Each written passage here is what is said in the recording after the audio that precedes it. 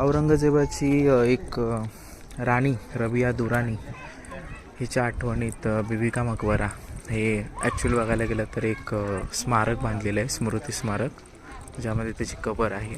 आणि ह्याला डेक्कनचा Taj, the copy or similarity of original Taj असं देखील म्हटलं जातं. संगमरमरचं संपूर्ण बांधकाम आहे आणि 4 मिनार आहेत वॉच टॉवरसाठी. सो आपल्याला असलेला एक गोड गैरसमजापैकी एक गैरसमज माझा पण आज दूर झालेला आहे की ही संपूर्ण वास्तू जी आहे ती संगमरवरीची क्लेम केली जाते, बट हा ॲक्च्युली लाल दगडापासून बनवलेला एक छोट्यासा किल्ला टाईपमध्ये आहे, ज्याला नंतर जिप्सम अर्थात चुन्याने रंगवलेलं आहे आणि तो संगमरवरचा आहे असा भासवलेला आहे. ही सर्व लाल वास्तू आहे जी नंतर चुना लावून व्हाईट केलेली आहे.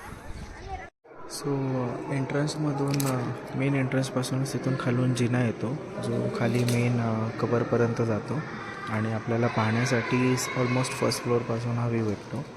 आतमध्ये सर्व मार्बल लावलेलं आहे, बट एक्सटर्नली ही लाल दगडातलीच वास्तू आहे ज्यावर चुना लावलेला आहे.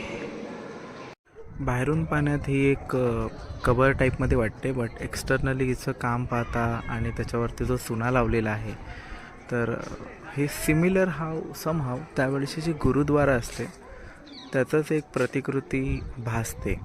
आता ज्याप्रमाणे मंदिरं तोडून मस्जिद बनवण्यात आली त्याप्रमाणे गुरुद्वारेचं रूपांतर कबरमध्ये करण्याइतपत या लोकांची मजल जाऊ शकते आरामात, कारण पूर्ण एक्सटर्नली हे गुरुद्वाराचीच एक्सटेरियर साईड आहे.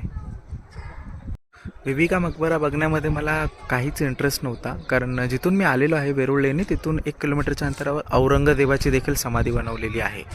ज्यांनी चुकीची कामं केलेली आहेत तशा ऐतिहासिक वास्तूंना आपल्याला भेट पण द्यायची नाही आणि हे तसं पण गुरुद्वारेचं प्रतिकृती वाटते.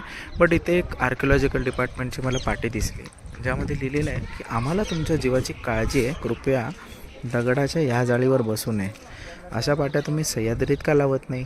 किंवा ज्याप्रमाणे इकडे जुन्या मॉमेडियन वास्तू एवढ्या जतन करून ठेवलेल्या आहेत, सेम फीस चार्ज करते आर्किओलॉजिकल डिपार्टमेंट आपल्या सह्याद्रीतल्या मॉन्युमेंट्ससाठी सुद्धा.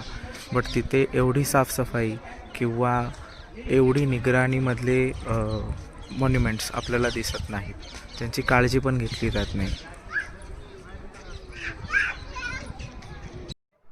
ओरिजिनली असलेली गुरुद्वारा जी नंतर कबरमध्ये चेंज करण्यात आलेली आहे त्याचं आणखीन एक प्रतीक म्हणजे आपले जी गुरु गोविंदजींची गोल्डन टेम्पल आहे पंजाबला, सगळे आपले शीख बांधव आतमध्ये जाताना पाय वॉश करून जातात, ज्याची वॉटर सिस्टम इथे 4ही बाजूला आहे आणि त्यातलं आउटलेट सिस्टम जी आता कारंजाच्या स्वरूपात ठेवलेली आहे.